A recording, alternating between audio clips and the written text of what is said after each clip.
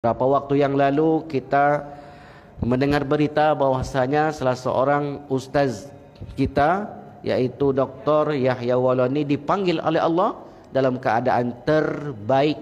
Mengapa saya katakan terbaik? Di hari yang baik, di waktu yang baik, dan di tempat yang baik. Waktu yang baik, waktu khutbah Jumat. Di hari yang terbaik, di hari Jumat. Siapa saja yang meninggal di hari Jumat, maka terlepaslah darinya azab kubur pada hari itu. Ma min muslimin yamutu yaumal jum'ah au lailatal jum'ah illa waqahullahu min azabil qabri. Siapa yang meninggal hari Jumat ataupun malam Jumat, melainkan orang itu terhindar dari azab kubur. Hari Jumat itu, hari Sabtunya tetap malaikat bekerja lagi.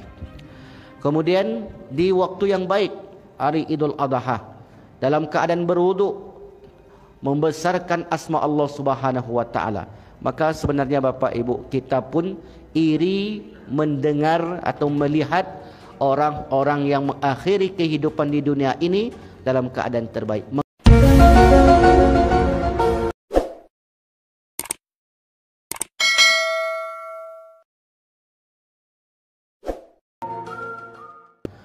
Alhamdulillahilladzi ahyana ba'dama amatana wa ilaihin nusyur.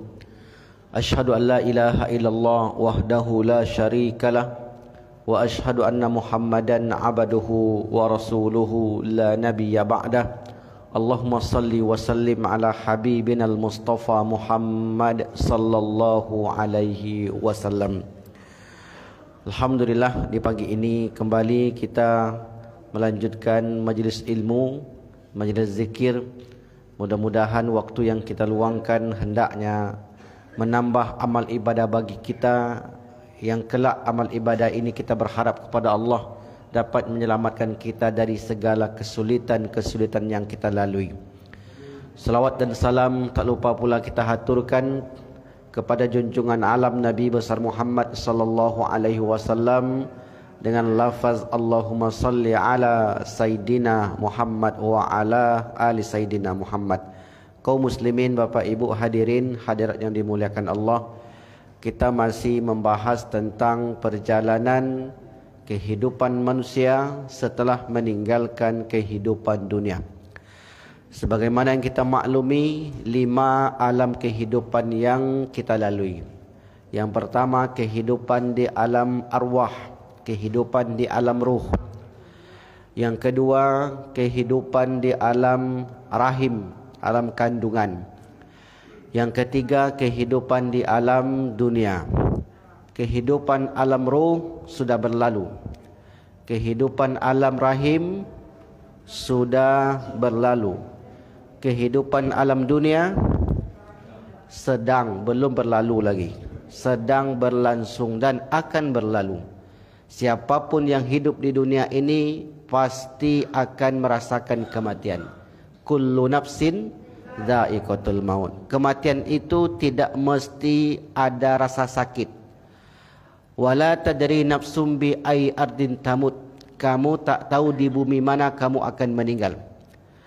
Aina ma takunu yudrikumul maut walau kuntum fi burujim musyayyada. Dimanapun kalian berada, kematian itu pasti akan mendapatimu, walaupun kamu berada di dalam benteng yang kokoh sekalipun. Apa maknanya? Bahwasanya kematian tidak bisa dielakkan. Badan sehat belum tentu umur panjang, badan sakit belum tentu umur pendek. Dalam berceramah bisa saja meninggal. Dalam bekerja, main bola, dalam apa saja, maka tidak menghalangi kematian.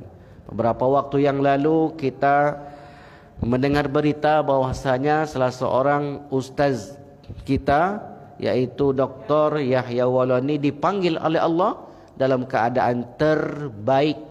Mengapa saya katakan terbaik? Di hari yang baik, di waktu yang baik, dan di tempat yang baik. Waktu yang baik, waktu khutbah Jumat. Di hari yang terbaik, di hari Jumat. Siapa saja yang meninggal di hari Jumat, maka terlepaslah darinya azab kubur pada hari itu. Ma min muslimin yamutu yaumal jum'ah au lailatal jum'ah illa waqahullahu min azabil qabri. Siapa yang meninggal hari Jumat ataupun malam Jumat, melainkan orang itu terhindar dari azab kubur. Hari Jumat itu, hari Sabtunya tetap malaikat bekerja lagi. Kemudian di waktu yang baik, hari Idul Adha, dalam keadaan berwudu, membesarkan asma Allah Subhanahu wa taala. Maka sebenarnya Bapak Ibu, kita pun iri mendengar atau melihat orang-orang yang mengakhiri kehidupan di dunia ini dalam keadaan terbaik. Mengapa? Karena itu adalah penentu. Ujung itu penentu. Baik pun awalnya tapi ujungnya buruk, rugi. Buruk di awalnya tapi ujungnya baik, itulah yang terbaik. Karena kata Nabi, al-a'malu bil khawatim. Amal itu ditentukan pada penutupnya. Lebih baik kalau ada pilihan, lebih baik mantan preman orang jahat daripada mantan orang baik jadi jahat. Lebih baik begitu. Lebih baik sebelumnya tidak mengenal Allah kemudian mengenal Allah, daripada yang sebelumnya rajin beribadah tetapi kemudian meninggalkan Allah Subhanahu wa taala. Semua amal-amal ibadah orang itu habis. Wa qadimna ila ma amilu min amalin faja'alnahu haba'an mansura. Kami datangkan semua amal-amal ibadah itu lalu kami jadikan seperti debu yang berterbangan. Maka untuk mendapatkan kematian yang baik tidak datang tiba-tiba. Tidak datang secara gratis. Ada usaha ke sana. Kita bisa menebak seperti apa kita meninggal. Bagaimana caranya? Bisa enggak kita tebak seperti apa kita meninggal Bapak Ibu? Bisa. Bagaimana caranya? Man asya ala syai'in mata alaihi. Seseorang meninggal berdasarkan kebiasaan. Kalau biasanya ngerumpi, matinya ngerumpi lah. Kalau biasa mencuri, menzalimi orang, meninggalnya karena amal baik itu akan memanggil. Amal baik pada diri seorang itu akan memanggil. Tahun ini dia berkurban, tahun depan pengen kurban lagi. Itulah amal baik. Amal jahat juga begitu. Hari ini dia mengambil hak orang. Besok-besoknya apa yang mengalir di dalam darahnya itu akan memanggil lagi. Kalau tidak ditinggalkan segera. Jadi kita bisa memprediksi, memastikan tidak bisa. Tempat, waktu tidak bisa kita tentukan. Itu yang kita bacakan di surat Luqman tadi. Wala tadri nafsum bi ayyi ardin tamut. Kamu tak tahu di bumi mana kamu akan meninggal. Tetapi kalau orang itu sering ke masjid, insya-Allah Allah akan mudahkan jalannya menuju itu. Tapi enggak pernah sampai ke masjid, meninggal di masjid. Ada beberapa waktu lalu berita meninggal di masjid. Dia parkirkan truknya di depan pintu masjid, kemudian sampailah waktu masuk zuhur, pengurus masjid datang mencari pemilik truk, ternyata tak ditemukan di sekitar masjid. Dicari di dalam masjid juga enggak ditemukan. Dicari di kamar mandi masjid, rupanya meninggal dalam kamar mandi masjid. Jadi ke masjid itu bukan untuk solat, tetapi hanya buang hajat saja. Matinya di masjid, tetapi bukan dalam keadaan beribadah. Kebetulan singgah sebentar, Allah takdirkan di situ. Nah, ada juga kemarin berita yang kita dengar meninggal ketika menyembelih hewan kurban. Begitu hewan kurbannya disembelih, hewan kurbannya dicabut nyawanya oleh malaikat maut, rupanya kata kawan saya, rupanya malaikat maut itu sudah dekat di situ. Itu hanya perduga kita saja. Malaikat maut itu enggak mesti dekat dengan kita Bapak Ibu. Makanya ada ulama yang mengilustrasikan bahwanya kematian itu, mengapa bisa satu waktu itu banyak yang meninggal? Gimana cara kerjanya malaikat maut? Kadang orang berpikir demikian. Maka dijawablah oleh ulama kita, mudah saja. Gimana caranya? Seperti bom waktu. Jam 7 meledak 100 bom. Bisa enggak dibuat satu waktu meledak? Jadi tinggal cabut saja tali akinya itu. Sekali dicabut, meledaklah semuanya. Macam listrik ini bisa enggak satu kecamatan ini dimatikan satu waktu? Ya bisa, tinggal dicabut saja. Yang di pusat, di mana pusatnya ini? Tinggal dicabut saja di situ, maka matilah semuanya. Nah, sebenarnya cara kerja malaikat maut tentu tidaklah serendah itu, pasti lebih canggih lagi. Oleh karena itu Bapak Ibu yang dimuliakan Allah, tidak bisa kita elakkan yang namanya kematian. Karena tidak bisa dielakkan, maka kita harus persiapkan. Karena penentu kehidupan kita nanti di kehidupan yang lain itu ditentukan oleh kehidupan kita yang di dunia. Tidak berlebih, tidak kurang. Apa yang kita tanam sekarang, maka itulah yang akan kita tuai. Tanam mangga, tentu yang tumbuh mangga. Kalau dirawat, tak dirawat, mati juga mangga. Apa yang kita tanam, apa yang kita lakukan, itulah yang kita terima. Selesailah kita dari dunia ini Bapak Ibu. Lalu kemudian kita pun masuk periode alam berikutnya, yang kita kenal dengan alam barzakh. Dalam barzakh panjang kehidupan kita. Bukan sehari, seminggu, setahun, 10 tahun, 1 abad, 2 abad, tidak. Wa min waraihim barzakhun ila yaumi yub'atsun. Dan di belakang mereka itu ada barzakh, ada pemisah yang memisahkan antara kehidupan dunia dengan kehidupan akhirat. Namanya disebut barzakh. Jasad sudah selesai, jasad dimakan oleh cacing-cacing tanah. Yang pertama-tama dimakan isi perut, selesailah sudah. Sementara perjalanan kita tetap berlanjut di alam barzakh. Maka di alam barzakh itu sampai datang hari kiamat. Kemudian ketika kiamat, maka para ulama membagi pembahasannya kepada 2. Yang pertama disebut al-qiyamatu as-sughra, kiamat kecil. Yang kedua al-qiyamatu al-kubra, kiamat besar. Kecil bukan dilihat dari segi ukurannya yang kecil, bukan, tetapi untuk membedakan satu kiamat dan kiamat yang lain. Maka oleh karena itu kiamat kecil ini disebut atau dikenal dengan nama akhir zaman.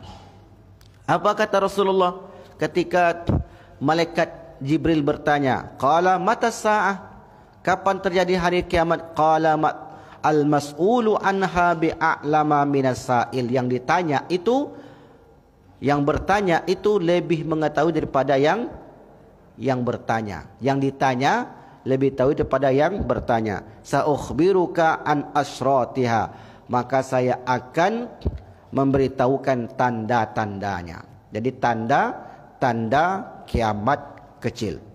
Apa saja yang sudah kita bahas? Kita spill sedikit, kita ulang sedikit, yaitu jual beli agama. Begitulah yang akan terjadi. Agama akan diperdagangkan untuk mencari untung. Bisa mencari untung dari agama nih Bapak Ibu? Bisa. Mencari untung dari agama. Menikah, walau apapun agamanya enggak penting. Yang penting dapat duit.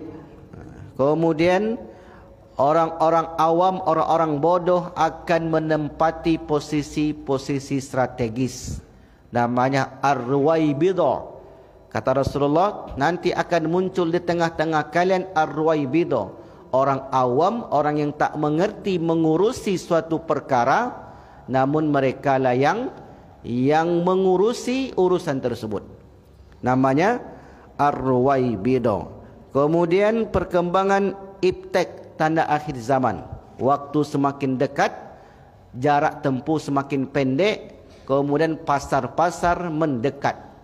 Dahulu orang yang datang ke pasar untuk mencari sesuatu, tapi sekarang pasar yang datang ke kita. Tadi sebelum naik ke atas ini, sebelum berceramah, saya bincang-bincang sebenarnya dengan Bang Budi. Dari mana belinya mic nih Bang? Beli online Ustaz. Online tak tahu tokonya di mana. Jadi pasar itu berada di dalam genggaman kita. Apapun yang kita inginkan sekarang ada di dalam genggaman kita. Yang penting pastikan HP itu ada jaringan internetnya. Insya Allah bisa. Lalu kemudian apalagi penyusupan budaya barat. Orang Islam akan meniru seluk-beluk kehidupan orang-orang barat. Tentunya yang barat di sini adalah orang-orang Yahudi. Gaya bicara, gaya pendidikan, apa-apa kan dari barat. Ekonomi barat, politik diimpor dari barat. Emang Islam enggak punya. Sistem ekonomi kita memang tidak punya. Sistem pendidikan, sistem perpolitikan, sistem pemerintahan. Islam itu agama bukan sekedar ibadah saja. Ini yang salah kaprah. Kalau solat pakai Islam. Kalau mau nikahan gunakan Islam. Tapi kalau mengurus negara jangan bawa-bawa Islam. Kalau mengurus pendidikan itu namanya sekuler. Memisahkan al-faslu bainad din wad daulah.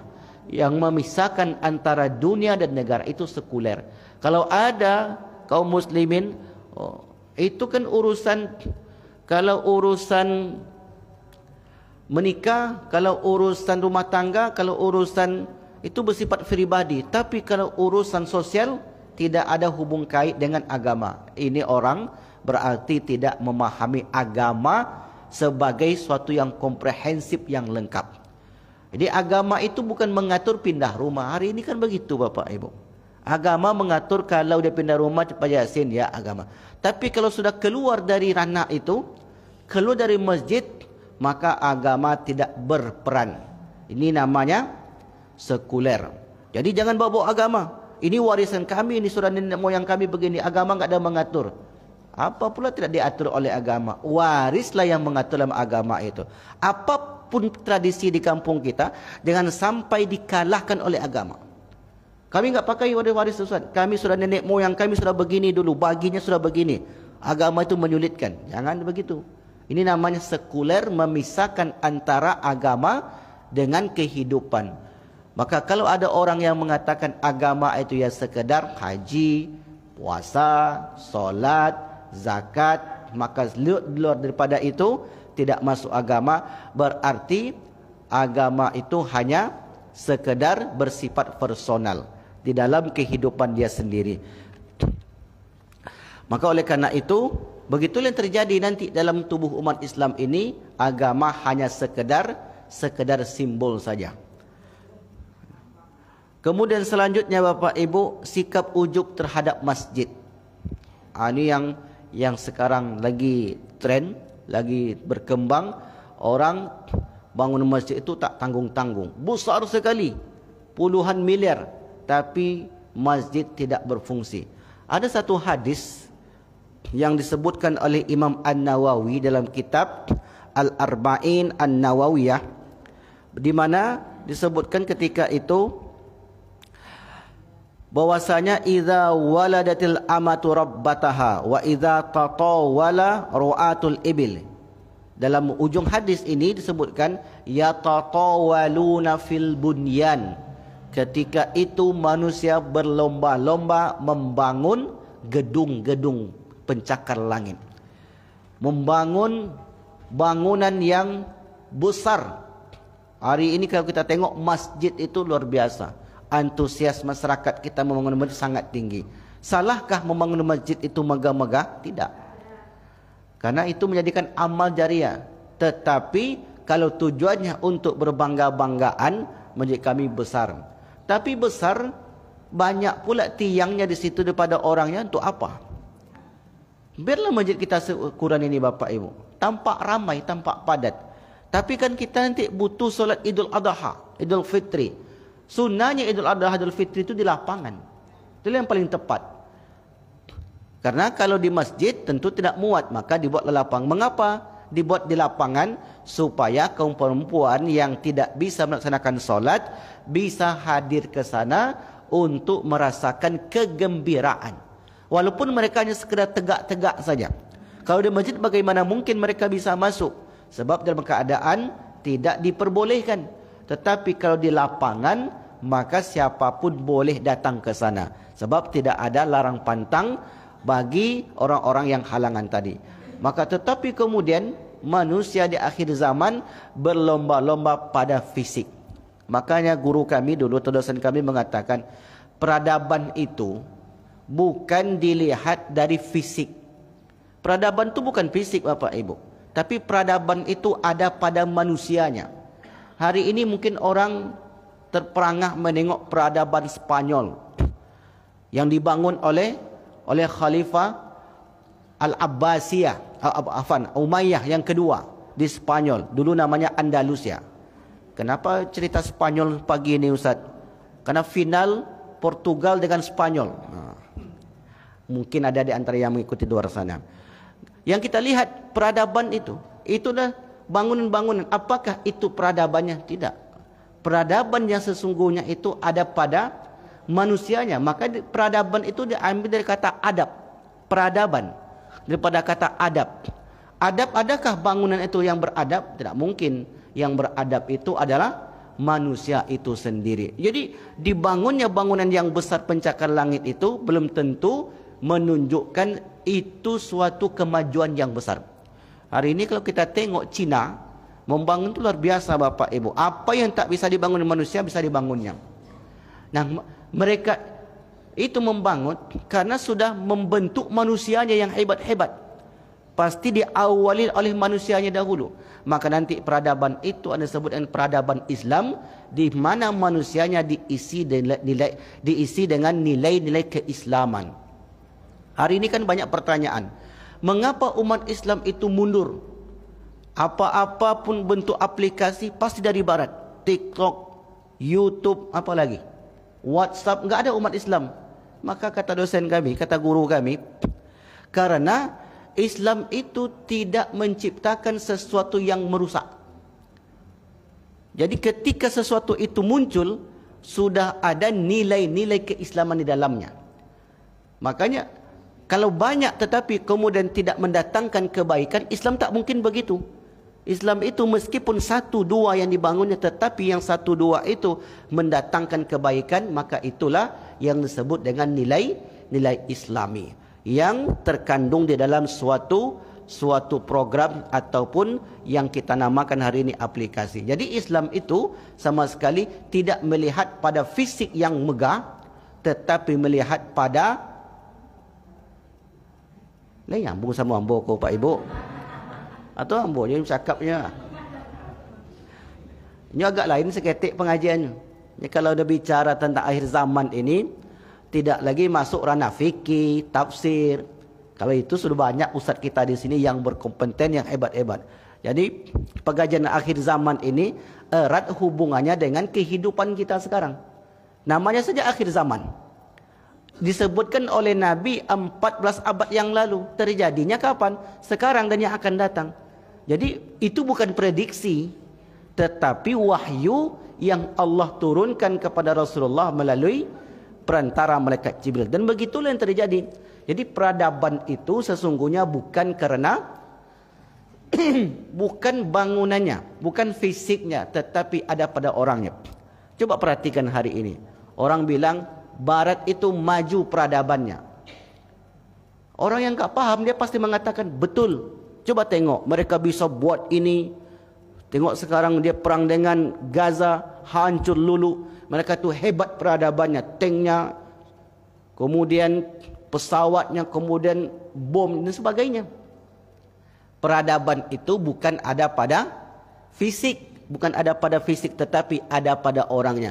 Apakah dia mendatangkan kebaikan atau tidak? Apa kurangnya di Mesir Bapak Ibu? Piramid yang begitu megah, Sphinx yang begitu besar, disebut peradaban? Tidak disebut peradaban karena tidak mendatangkan adab, tidak melahirkan manusia-manusia baik di dalamnya.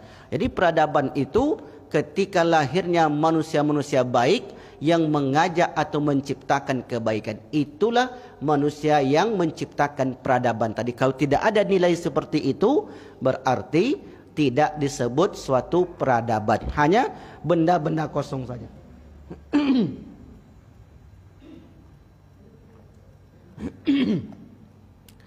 Lalu kemudian umat Islam ketika itu bagaikan hidangan di atas meja. Jumlahnya banyak tetapi kekuatannya seperti buih. Ini yang disebutkan oleh Rasulullah SAW, Ghusaun kausa'is sail. Kalian itu nanti jumlahnya miliaran. Hari ini berapa penduduk dunia? 8 miliar. Berapa umat Islamnya? Hampir separuh. 40 sampai 45%. Di mana-mana orang Islam isinya sekarang ini. Di Eropah itu Islam banyak sekarang Bapak Ibu. Tengoklah di Inggris, di Manchester United, di London, itu banyak sekali orang Islam. Di Perancis, di Itali, kalau di Timur Tengah tak usah sebut lagi. Memang situlah sumbernya. Di mana-mana Islam hari ini, di Australia, Itali, di Jerman, Islam di sini. Tetapi umat Islam itu seperti buih di lautan yang tidak ada kekuatan. Buih apa kekuatannya? Sekali dihempas gelombang, maka pecahlah dia. Sekali ditiup angin, kemana angin bertiup, maka dia akan ke sana. Nah, coba kita tengok hari ini. Kemana angin bertiup? Apa yang maksud angin bertiup ini? Kata yang di barat sana, vaksin. Vaksin sampai ke hilir. Kata ini apa yang terbaru? Vaksin TBC, apa namanya? TBC itu kata kawan saya, tahayul khurafat bid'ah. Nah, itulah TBC itu kata dia. Jadi dibelokkan. Ini tinggal ditekan kontrak aja, tekan kontrak, vaksin nanti semuanya. Kenalah kita. Ustaz pun kena vaksin. Kalau mau umroh, vaksin dulu. Ketua masjid yang lari-lari, divaksin nanti. Nak tahu sampai mati. Pokoknya tergantung dari hulu sana. Jadi hulunya, siapa yang menciptakan tadi? Apakah itu berperadaban? Tidak sama sekali. Begitulah umat Islam tu Bapak Ibu. Seperti buih. Kemana yang di hulu itu berembus, mengalir, maka yang di hilir akan merasakan seperti itu. Bisa mengelak? Enggak bisa mengelak. Begitulah yang kita rasakan saat ini. Kemudian muncul pula nanti generasi-generasi. Ini yang belum kita jelaskan. Generasi-generasi yang membaca Al-Quran tetapi tidak sampai kecuali hanya di kerongkongan. Baca Qurannya luar biasa, indah, suaranya melayang tinggi, tetapi tidak sampai ke dalam dadanya. Makanya kata Rasulullah SAW, mereka itu diumpamakan seperti orang yang berkepala gundul, berkepala botak. Bukan kepalanya yang botak, tapi pemahamannya yang licin, pemahamannya yang sangat dangkal. Sehingga kemudian dengan tanpa merasa terhina, ketika dia membaca Al-Quran, datanglah orang-orang yang berduit untuk Kalau penyanyi dangdut itu kalau nyanyi dia apa? Pembaca Al-Quran ada enggak sekarang yang begitu? Disawer Bapak Ibu. Jadi apa yang dilakukan di barat sana, betul-betul kita adopsi, betul-betul kita terapkan dalam kehidupan ini. Dan dia katakan, orang yang tadi mengatakan, itu tanda mereka menghormati pembaca Al-Quran. Padahal itu tanda orang tidak itu bukan penghormatan Bapak Ibu. Jangan silap. Itu bukan penghormatan. Sekarang begini, Bapak Ibu lagi ngobrol di depan umum, lagi tampil, tiba-tiba ada orang menyerahkan duit. Itu penghormatan atau penghinaan? Itu penghinaan. Tapi kemudian orang menjadi senang. Karena memang untuk dia nanti yang jatuh itu. Betul untuk dia. Tapi yang kita lihat adalah perilakunya.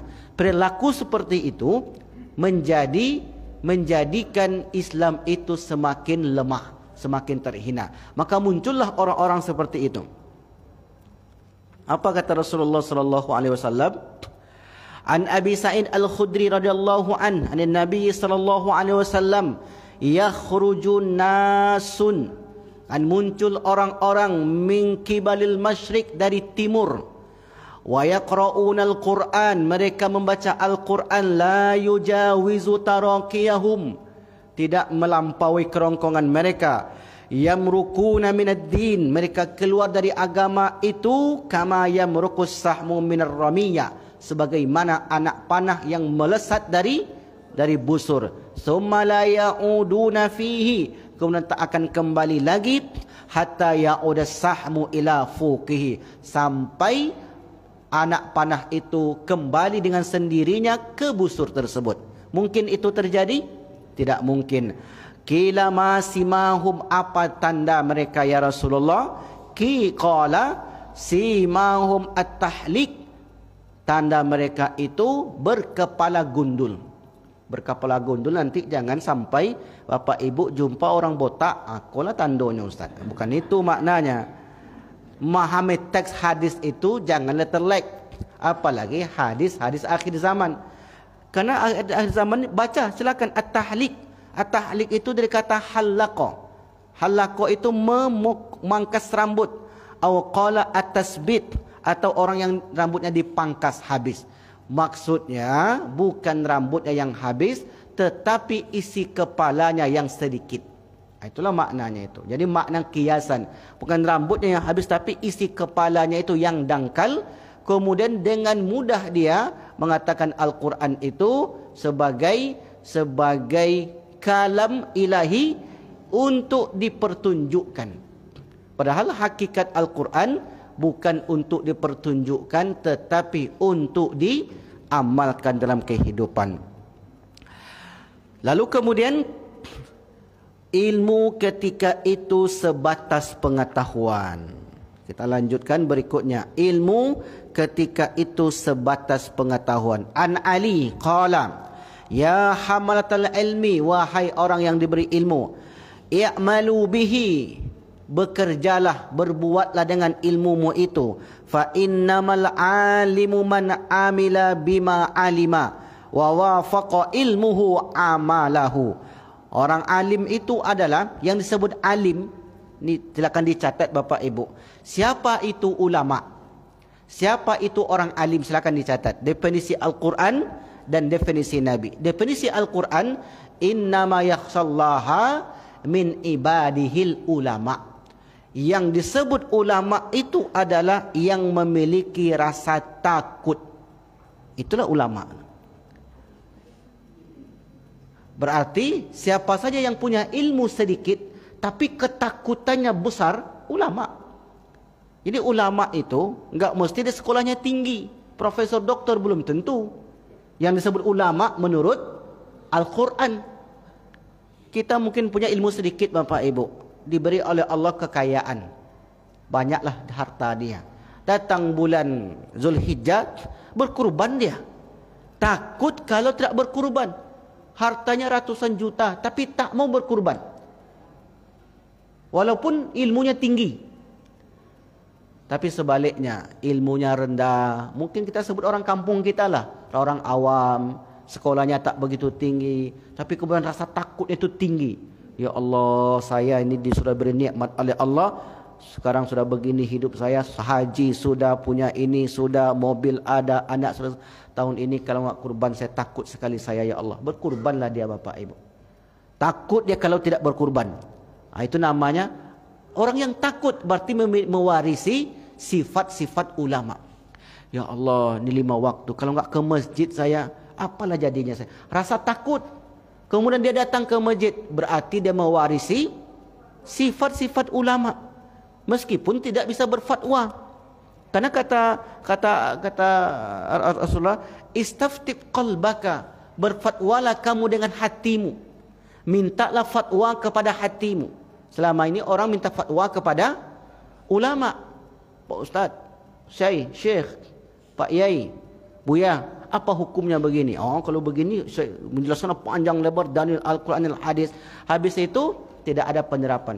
Lebih mending orang ketika mengatakan, kalau begini saya sepantasnya sudah wajib hukumnya bagi saya. Kalau enggak saya lakukan, berdosa saya. Ada rasa takut. Itulah yang muncul dalam dirinya, mewarisi sifat ulama meskipun dia tidak dikenal di luar sana. Banyak dulu ada sahabat dulu namanya Uwais Al-Qarni. Pernah dengar ceritanya? Pernah dengar ceritanya Bapak Ibu? Aku dengar ceritanya enggak saya ceritakan lagi. Namanya dikenal di langit, populer di langit, tapi di dunia enggak ada yang kenal. Mengapa? Karena baktinya kepada orang tuanya. Jadi enggak mesti dikenal oleh halayak ramai untuk disebut sebagai seorang yang dekat, seorang yang takut kepada Allah Subhanahu wa taala. Dalam hadis bagaimana? Dalam hadis i'malu kata Ali. Ya, ini perkataan Ali bin Abi Thalib yang terdapat dalam riwayat Imam Ad-Darimi. Jadi kalau perkataan sahabat itu disebut dengan hadis mauquf.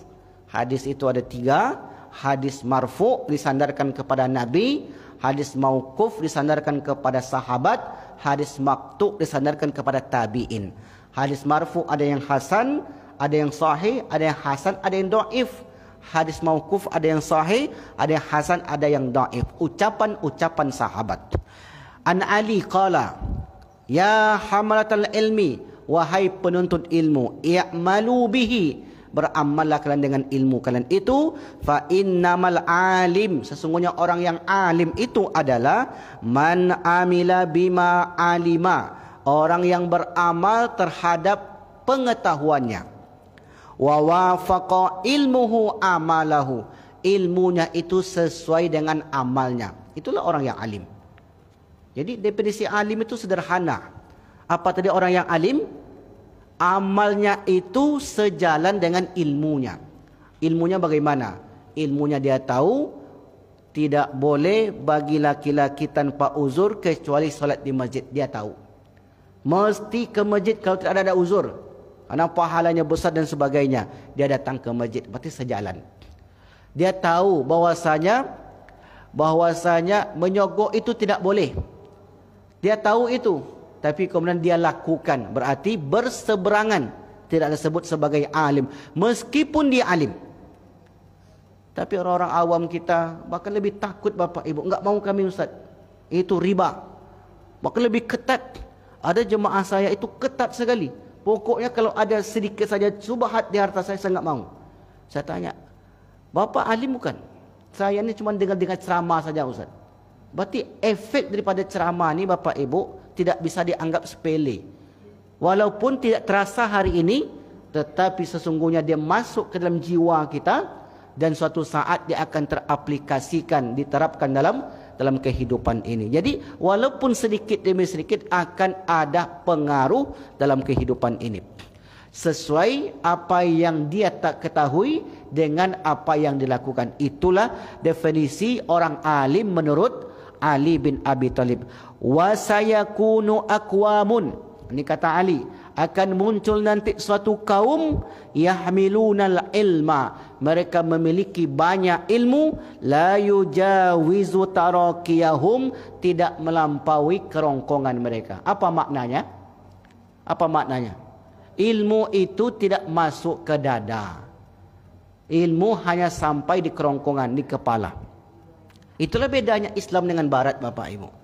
Itulah bedanya orang-orang yang beriman dengan orang tak beriman. Orang tak beriman itu Pak, ilmunya luas. Diciptakannya alat-alat canggih, tapi alat canggih itu gunanya untuk menghabisi orang. Coba kita tengok, untuk apa diciptakan nuklir? Kira-kira ada enggak manfaatnya? Itu aslinya begitu, pangkit tenaga listrik, itu manfaatnya. Tapi kemudian karena pencetusnya ini atau yang membuat itu tidak digunakan untuk pangkit tenaga listrik tadi. Makanya ketika kami belajar dulu, pisau itu kalau dipegang oleh orang yang tepat digunakan untuk motong bawang. Tapi kalau pisau dipegang oleh orang yang tak tepat digunakan menusuk orang. Itulah tadi. Jadi kenapa bisa beda penerapannya?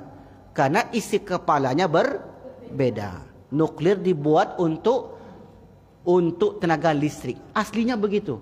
Tapi kemudian dijadikan sebagai suatu senjata yang menakutkan bagi dunia hari ini. Dan itu tidak bisa dipungkiri Bapak Ibu. Dunia hari ini tidak bisa lepas dari tenaga nuklir itu. Contoh sederhana seperti pisau yang kita sebut tadi. Pisau tergantung siapa yang pegang. Kalau ibu-ibu yang pegang, yang matikan, untuk masak aja. Tapi kalau preman yang megang, untuk nodong orang, begitulah yang terjadi. Jadi tergantung latar belakangnya. Makanya kata Ali, akan muncul nanti orang-orang yang punya ilmu hanya berkisar di kepalanya saja, enggak sampai ke dadanya. Lalu kemudian mereka itu yukhalifu amaluhum ilmahum, ilmu mereka bertolak belakang dari amal perbuatannya. Jadi jangan kagum dengan orang nanti Bapak Ibu, siapapun itu. Selama dia orang, bukan nabi, siapapun dia, jangan kagum. Hebat nih. Kemudian setelah itu, gini rupanya perbuatan. Boleh kita mengagumi orang, tapi jangan sampai berlebihan. Orang-orang Nasrani itu kan begitu. Sampai mereka mengagumi pendahulu-pendahulu mereka, dijadikanlah Lata, Manat, sembahan itu sebagai Tuhan-Tuhan mereka. Itu karena terlalu mengagumi orang tadi.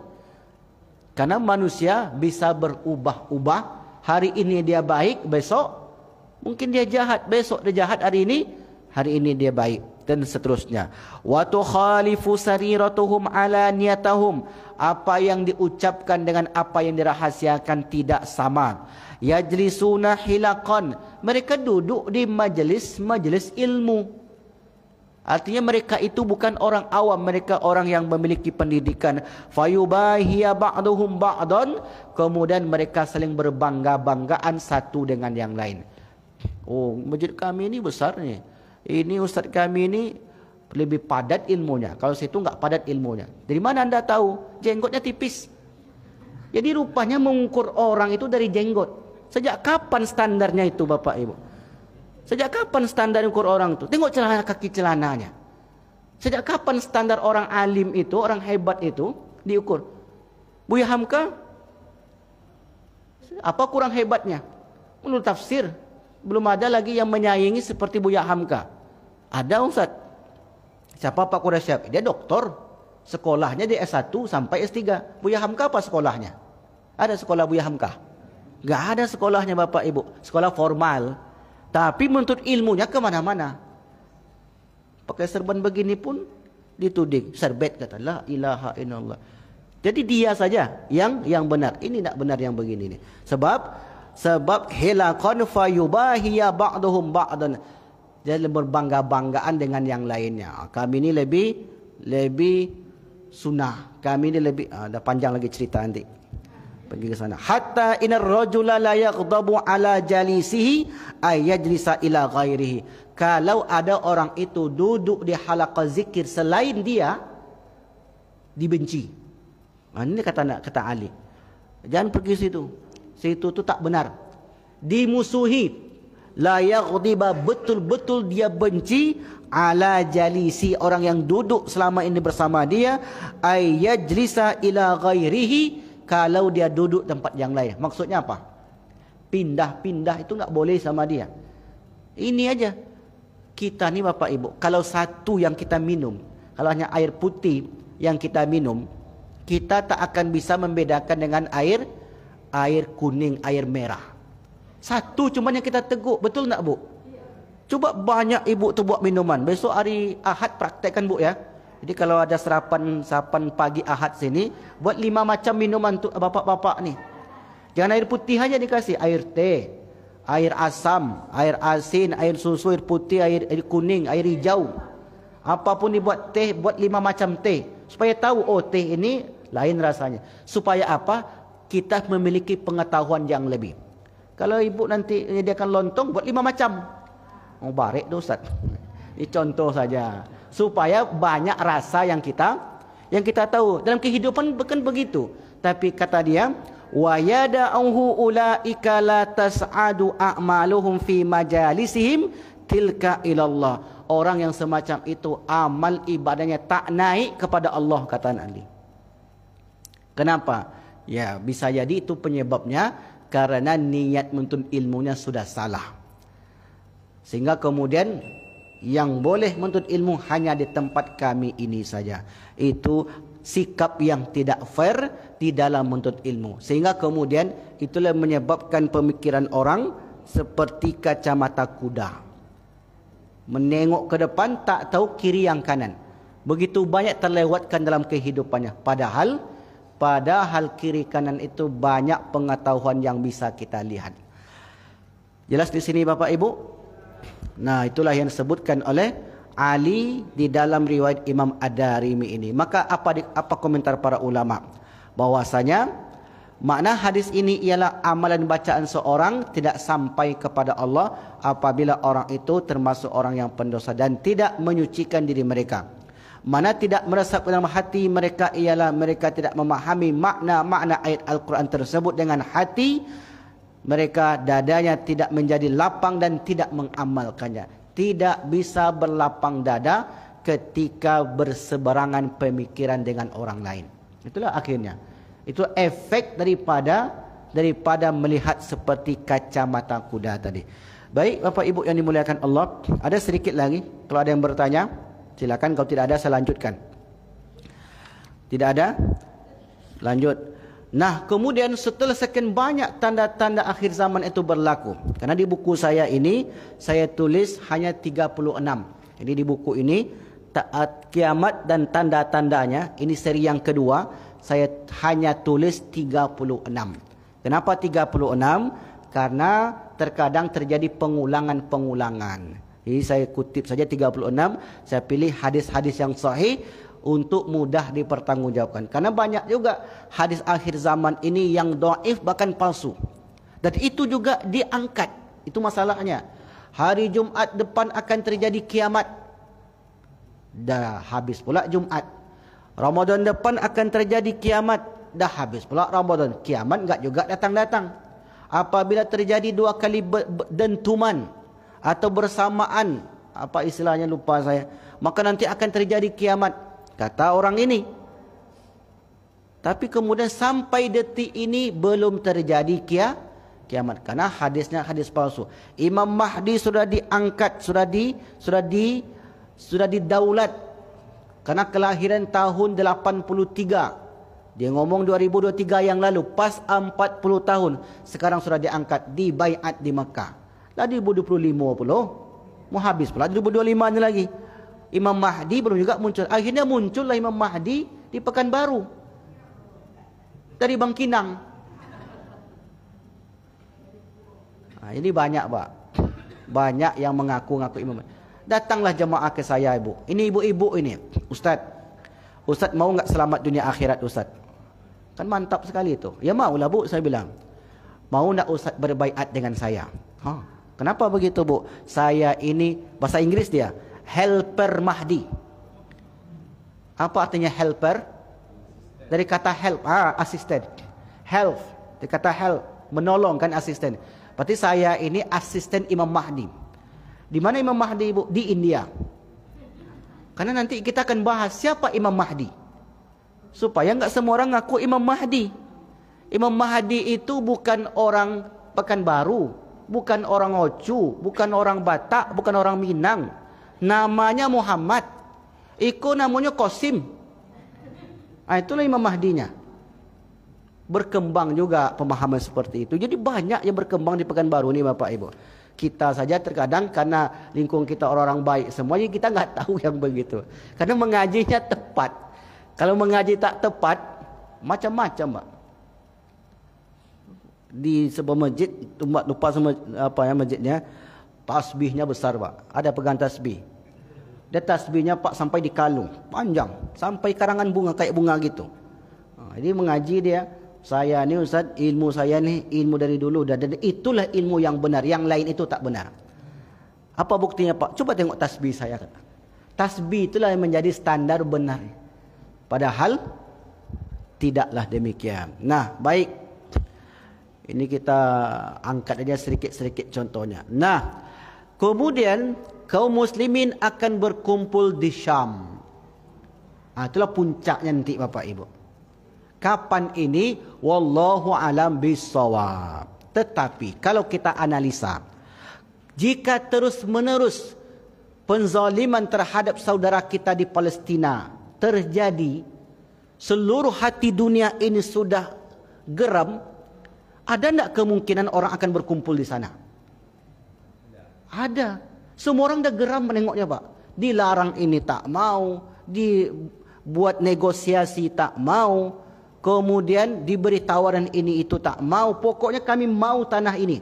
Sementara tanah itu bukan milik dunia. Sudah siapapun, walaupun dia orang jahat, tetap ada kebaikan ketika menengok orang yang dizalimi terus menerus itu. Sejahat apapun orang tersebut, kecuali karena beda pemikiran, dia akan merasa iba. Orang-orang barat tu mana ada imannya, Pak? Orang Amerika demo di depan konsulat, di depan Gedung Putih itu. Apa agama mereka? Kita enggak tahu. Tapi mereka ada rasa kasihan. Karena manusia itu semuanya sama, memiliki rasa kasihan, memiliki rasa iba. Ya, adapun nanti ibanya itu karena kemanusiaan, namanya humanisme. Latar belakangnya karena kemanusiaan, ada latar belakangnya karena sosialisme, karena sosialnya yang bagus, ada latar belakangnya karena keagamaan, macam-macam. Tapi kemudian mereka geram menengok itu. Nih, kalau kita terus analisa yang seperti ini, adakah kemungkinan orang akan berkumpul satu titik untuk menengok kezaliman ini? Bisa jadi. Kita kalau ada orang kezaliman di daerah Panam, setiap hari saudara kita dizalimi, kita di sini mampu enggak membiarkannya? Tak akan tega kita membiarkan seperti itu. Pasti kita ingin melihat mengapa mereka dizalimi, mengapa mereka ditindas. Seperti itulah yang terus terjadi. Maka kemudian kaum muslimin akan berkumpul di Syam, kata Nabi. Hadis riwayat Imam Al-Hakim. An Abdullah ibni Amr qala ya'ti 'alan nas zamanun, akan datang kepada manusia itu suatu masa, la yabqa fihi mu'minun, tidak ada seorang mukmin pun yang tersisa, yang tertinggal, illa kecuali lahiqa bisyam, kecuali akan menyusul ke Syam. Syam itu hari ini 4 negara. Libanon, Yordania, Palestina, Syria. Itulah Syam itu. Dan menurut hadis Nabi, terakhir nanti perang Yahudi Islam itu di akhir zaman, tempatnya di Syria, namanya Ghutah. Nanti kita bahas hadisnya ketika sudah betul-betul di akhir ini. Tempatnya Ghutah, dan Ghutah itu sampai sekarang masih ada. Tempat itu masih ada, penghuninya juga ada. Sampai kemudian nanti di Syria itu ada satu kawasan, disitulah Nabi Isa turun. Di sebuah menara namanya Manaratul Bayda, menara putih. Dan di situ penghuninya orang-orang Kristiani. Ada hadisnya, Ustaz? Ada. Ada bentuk fisiknya sekarang? Ada. Inilah yang disebut dengan mukjizat Nabi, al-i'jazu an-nabi. Mukjizat Nabi Muhammad sallallahu alaihi wasallam bisa menyebutkan sesuatu yang terjadi di masa yang akan datang. Manusia tak mungkin, Bapak Ibu. Kalau manusia prediksi bisa jadi salah, bisa jadi benar. Tapi kalau Nabi yang mengucapkan, sebab dibimbing oleh wahyu, mestilah benar karena datang daripada Allah Subhanahu wa taala. Kemudian An Abdullah ini Umar an abihi qala Rasulullah yakhruju narun min Hadramaut, akan bergejolak api nanti di Hadramaut. Hadramaut itu di mana? Yaman. Kalau Bapak Ibu tengok, mengapa Yaman selalu ikut, Ustaz? Apa sebenarnya target mereka? Kalau target kita tak tahu, karena susah untuk membaca hati orang. Atau ada politik di balik itu. Tapi kalau menurut hadis Nabi, memang nanti api itu akan bergejolak sampai ke Hadramaut, atau min nahri bahri Hadramaut, atau laut Hadramaut. Hari ini kan begitu, Bapak Ibu. Pangkalan-pangkalan militer itu hanya sampai di perbatasan laut Hadramaut. Qabala yaumal qiyamah, sebelum hari kiamat terjadi. Tahsyurun nasu, manusia berkumpul. Tahsyurun nas, menyebabkan manusia berkumpul. Qalu ya Rasulullah, lalu sahabat bertanya, fama ta'muruna, apa yang kau titahkan kepada kami kalau kami hidup di zaman itu? Qala alaikum bisyam, hendaklah kalian memperhatikan Syam, Syria, Yordania, Palestina, Libanon. Kan inilah pusat konflik sampai hari ini. Karena memang itu menjadi perebutan oleh kekuatan Yahudi yang dilatar belakangi oleh Satania. Satania itu adalah kelompok yang atau aliran yang basicnya penyembah setan. Makanya kalau Bapak Ibu silakan tulis, bagi yang ingin nulis, nama bukunya Protokolat Yahudi. protokolat Yahudi. Itulah isi dunia tu hari ini, Bapak Ibu. Apa yang berlaku dalam dunia hari ini sudah tertuang di dalam protokolat Yahudi. Tengok lambang-lambangnya di situ. Mungkin di sini kalau mengkaji itu Ustaz Misran mungkin ya, wallahu alam. Kalau ada yang mengkaji tentang khusus tentang Yahudi, itu luar biasa. Kalau kita enggak mengkaji secara detail, kita apa istilahnya itu menjelaskan secara umum, karena yang kita kaji titik tekan kita tanda-tanda akhir zaman, bukan kajian agama-agama. Tapi kalau dikaji lebih mendalam mengapa ada agama-agama itu, maka masuklah ke dalam al-firaq al-islam, kelompok-kelompok dalam Islam yang kemudian berkembang nanti menjadi suatu keyakinan. Maka mungkin ya pembahasan ini dibahas oleh Ustaz Misran Agus Mar. Wallahu alam bisawab. Baik Bapak Ibu yang dimuliakan Allah Subhanahu wa taala, inilah yang dapat kami sampaikan pada pagi berbahagia ini. Jika ada yang ingin bertanya atau berbagi pengalaman boleh. Kalau tidak ada, maka kita tutup dengan doa kafaratul majlis. Ada? Alhamdulillah, paham semua berarti. Ada Ibu? Tidak ada. Baik, kita tutup dengan doa. Subhanakallahu wa bihamdika asyhadu an la ilaha illa anta astaghfiruka wa atubu ilaik. Walafu minkum. Wassalamualaikum warahmatullahi wabarakatuh.